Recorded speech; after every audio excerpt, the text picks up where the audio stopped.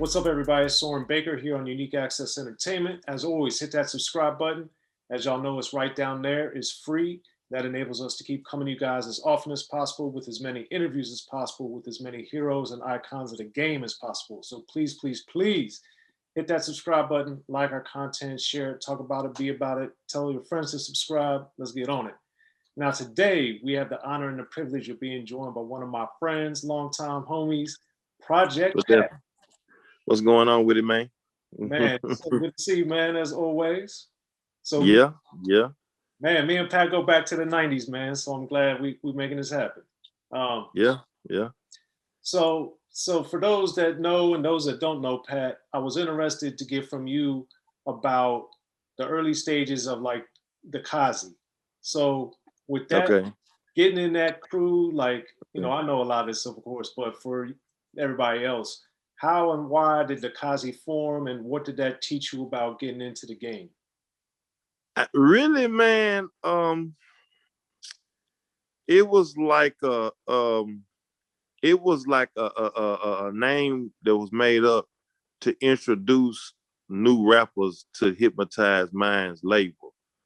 Like, that's really what it was. And if it became something different, okay, cool, but really that's what it was, though. It was just like it was like, man, we just thought of something real quick just to, like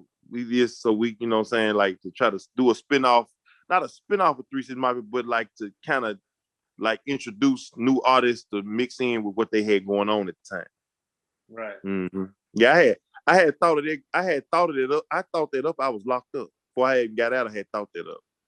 And then when I had thought it up, and then because I had a song that I was writing in jail, and I had thought it up, and I was doing time on this robbery, and I had just like, I said, yeah, when I was about to get out, I said I was in a state prison in Tennessee, and when I was about to get out, I said, well, man, shoot, let's, I said Juice about it, and Juice was like, yeah, when you get out, we'll see about it. So when we get out, we just saw about it and we just did it. But then what ended up happening was, I don't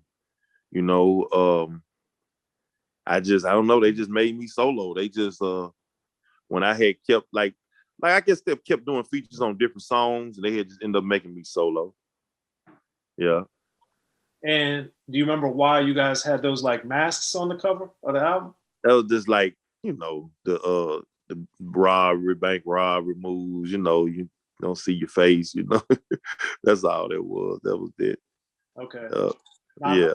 I remember you had told me this a few times over the years, but you were like kind of, in and out of the streets and not really understanding what rap could really do. So what changed to where you were like, wait a minute, this could really be something for me?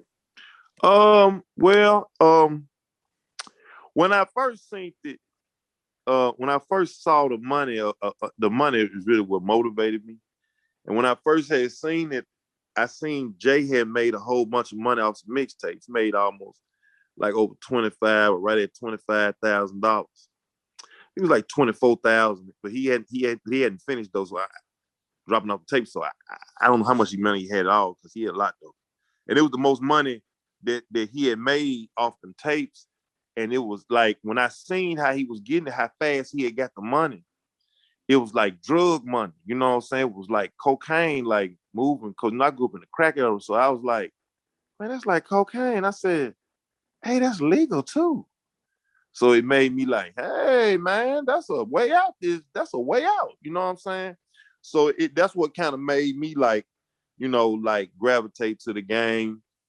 Which, it's a lot of people, I'm pretty sure the same way now.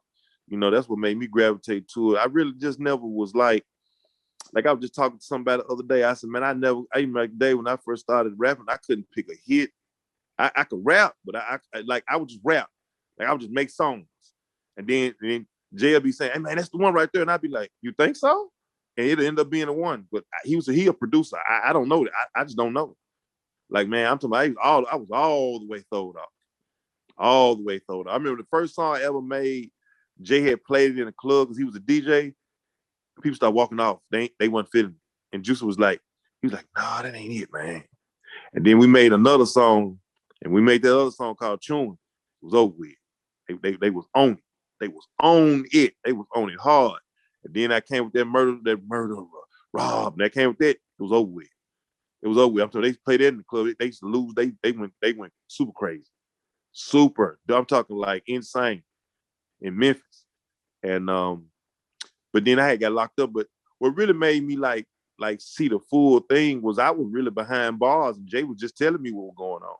He would tell me about the money. He would tell me how it was coming in. He was just telling me like, man, this it. You know what I'm saying? Like, this the move.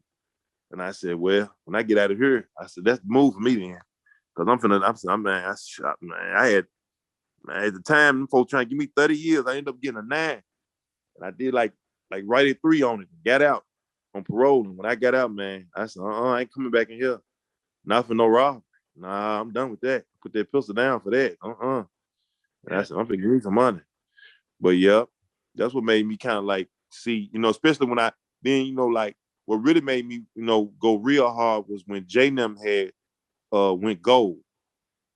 Like they sold over 500,000 records. And it was like, man, it's like after they sold 500,000 records, it was like we used to go to New York and it was royalty. Like everything was royalty.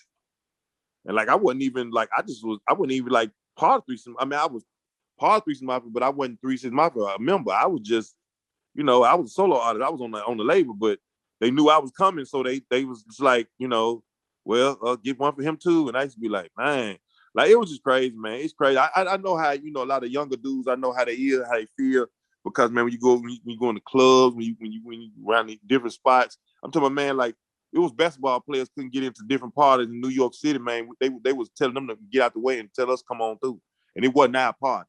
It'd be somebody else's party. It could be an actor or something, whatever. I mean, they tell the basketball players, hold up, man, we go 3 6 Mafia, let them in first.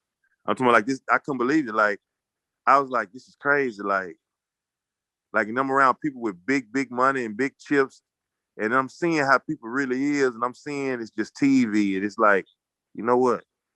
It's just TV. It's just this ain't, these people ain't even like, like they just regular people. Like, like it ain't all that like that. I mean, you've been around, it's like, I thought dude was cool. I thought dude was this. I thought dude was that. I said, man, dudes is lames. I said, but you know what though? I said, it's cool though. Cause I mean, I'm with it, cause I ain't trying to be around no street stuff anyways. Cause I ain't trying to go to jail. So, but I said, man, but these folks is really getting real money. So I said, let me just stay around here then. I'm with this. Gotcha. Now, the first Going Gold was the Chapter 2 World Domination and 3 6 album, Relativity. And then you came up with Getty Green soon thereafter. So the thing that I always think is hilarious when I think of you, one of the many things, is how North Memphis kicks off the album. Then Murderers and Robbers had North. There's so many Norths for you as songs. Yeah, it is. I mean, really, we kind of what it was when we seen that, like you can see how, you can see like what songs people like, see the little some you could look at, see how songs that people was liking, because they was just like, man, like the North Memphis song. And they liked the North Memphis song because I came with their little style on there. And so then they liked the North Memphis. And then what happened was, North Memphis was the song. And then it was North. But North was not a, how can I put this? That wasn't the neighborhood. The neighborhood was just North Memphis. And then it was this girl I was messing with, little sister was walking down the street in front of her house one day. And I was on the north side. And the little girl starts saying, North. And I was like, what you talking about? What's North? What you talking about? She said, North Memphis, fool. And I said, she like little, like 13, 12. I said, I said, where you get that from? She's like, North. I'm from the North. And but she ain't no rapper or nothing. She just was just skipping rope or something out. And I was just like, oh man, I heard, as soon as I heard that, I said, oh man, I'm finna change the game. And see, See, North Memphis, people liked that song in the city because nobody never, when I came out, nobody wasn't representing North Memphis. All your rappers that was hitting was from either Orange Mound or South Memphis. So they ain't really know nothing about North Memphis. I mean, I put like this. At the time, and you know, I ain't gonna try to, somebody sees interview get upset and get mad. But if you lived in them days, you know I'm not lying. Now, everywhere in the city, in different neighborhoods, they get down. But at that time, they know North Memphis was straight murder, the murder area, get away with the murder. You come through, you getting robbed, they go anywhere in the city, jack somebody, they get all the way down. I know dudes from different parts of every neighborhood in every city of Memphis. They tell me the same thing. I don't ask them, they tell me. So I was like, well, man, you know how to know get down. You know how we do it now. They like, yeah, man, I know. And I know, not in no disrespect to no area, because I mean, right now, the whole city on flames. I'm talking about, man, the neighborhoods back in the days that was good neighborhoods, man. You go through there, man, it's a wrap. I promise. It's a carjacking rap. I'm talking shot in the head, everything. Memphis so crazy right now, man. It's a shame, man. It's like, it's bad. Like, it's real. Like, I ain't trying to be funny. Like, it's bad. Like in December, November, we was averaging 25 murders a day. We 42 now, and it's like that was January, February. So it's like, and it's like just last weekend they had like 7 murders. Just last weekend. Just Saturday, Sunday, last weekend, it was 7 murders. And it was 7 murders, and a dude the other day shot somebody's house up 100 rounds. Yeah, he tried to shoot grandmamas, everything. Everybody getting it. Like, yeah, and they done had like, man, like so many shootings on the highway. Like they on the highway, ran on the highway, bam, bam, bam, bam. Just shoot your car. Like they telling you to pull over. People trying to carjack folks off the highway. Trying to make you pull over on the highway. If you don't pull over, they shoot your car. They do zigging down here, man. They super crazy. Wow. And like, you know, back then, well, anyway, back to the music. When I had made this song, North, it's like I had just got out of jail. Did I just get out of jail? It was something I had did, because I had made a handshake up with it. And you know, like people in jail was walking around, and when they be from North Memphis, they'll do this right here. And I used to tell my partner, what they doing? He said, oh, they mean like going north. You know, like a person hitchhike and say, I'm going north. So they do this right here. If this North Memphis, so then I had took that, and I said, I'm finna incorporate that in with the song. It was over with. It was over with. Like, it was done. And when they heard that, no, when I made that one up, it was over. Because I had got what she said, and I kind of flipped it around. But see, what had happened was, okay, first was North Memphis. I know what you're saying. I know you're talking about all them North. I know you're talking.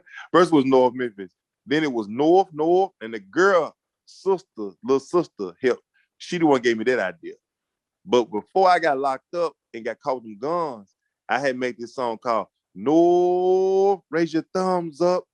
No, and see, that came because when I was locked up for 7 months, when Mr. Don't Play had dropped, when I was in jail, they was like, they were like, you know, maybe like they'll hold their thumbs up like that, or they'll hold their thumb up, then they'll throw up a gang sign. They'll hold the neighborhood, they'll throw up a gang sign, whatever mob they in. So then I said, man, what the horns is? I thought it was like, you know, something else, you know, that's affiliated with horns. And they was like, no. Then, you know, they were like, yeah, sometime, but that ain't it. They said, man, that's North Memphis, that's going north. So then that's when I said, raise your thumbs. I got that raise your thumbs up. No, raise your thumbs up. And then when I made that up, that's when because see, they was already on North Memphis song. That was they got on it. The North, they was on that. But when I came with that North, I was over it. But see, they ended up being Juicy's song because I got locked up. So I gave it to him. You see what I'm saying? But it was a force to be reckoned with from what I heard. They told me, they said, man, they played in the club. It's done. It's over with. Right. It's over with. And see, then it was kind of slick you could play it anywhere because it wasn't like I'm rapping about Noah Memphis, but in the hook I wasn't saying Noah Memphis. I was just saying no, and I was telling the club, that's what people was on. Make the club do what what you say, the gang signs, different signs, and all that. So I just was what was going on at the time. That's all. Be sure to check out the History of Gangster Rap by Soren Baker. He's official. History of Gangster Rap features exclusive interviews with Ice-T, Snoop Dogg, MC Ren, the D.O.C, and dozens of others. The History of Gangster Rap, a definitive look at how Los Angeles changed rap forever. In Los Angeles, the streets definitely set the tone of the hip-hop music. At 19, I got a $50,000 car. My whole angle always was, I'll be street, but I will always tell you the horrors that go along with this life. There will be penalties and casualties for just wearing the wrong color in somebody's neighborhood. And once gangster rap made it from the streets to the TV, the genre exploded. With Fab 5 on Yo MTV Raps with NWA. Yo MTV, it just catapulted us from being local heroes to national gangbang rappers. The History of Gangster Rap discusses it all from 1980 up till today. It's always gonna be shit happening in the streets.